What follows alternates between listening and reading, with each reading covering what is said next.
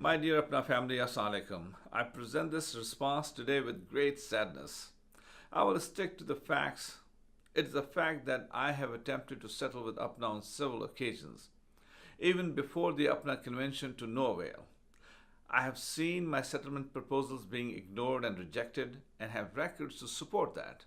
I signed the settlement agreements 3 times and Apna did not honor those.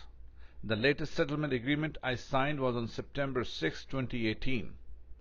Apna President has yet to sign that document to close this case for good, but he is delaying and avoiding it for political and ulterior motives, which are obvious from his recent emails to the membership.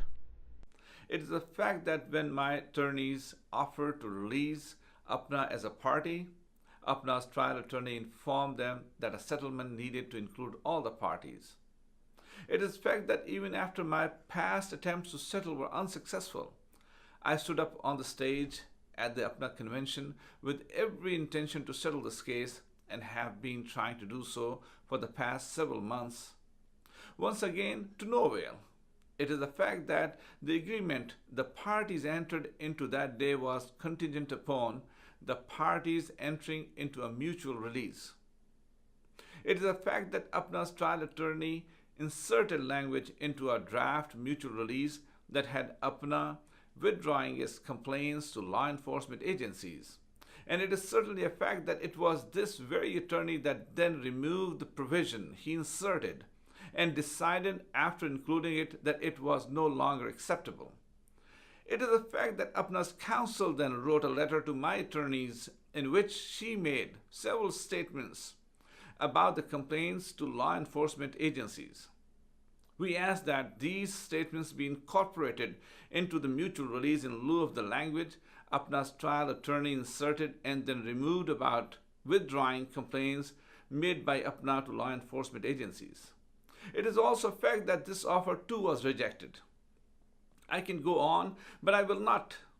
I don't want any misconstruing of the facts to distract from this election. Too much is at stake. The very future of our organization and the ideals that bind it are at stake in this election. I find it curious that even though I was willing to settle this case several times after all the time and money I spent trying to right this wrong, that Apna's trial attorney continuously and consistently rejected those offers. I find it even more curious that 2 years ago, when I was running for president, the elections were canceled midway through and restarted. Last year when I didn't run, there was no such issue. And now again, when I'm running, there is an issue and the election is being postponed with emails like what you saw yesterday being circulated to the membership. In the interest of full disclosure and so that there can no longer be any misconstruing of the facts, I'm sending an email with all attachments from September 6, 2018, in which my attorneys again tried to settle this case to no avail.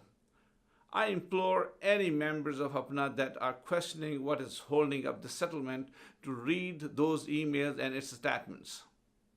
I signed and sent back a mutual release on several instances since the last annual convention, including on September 6th.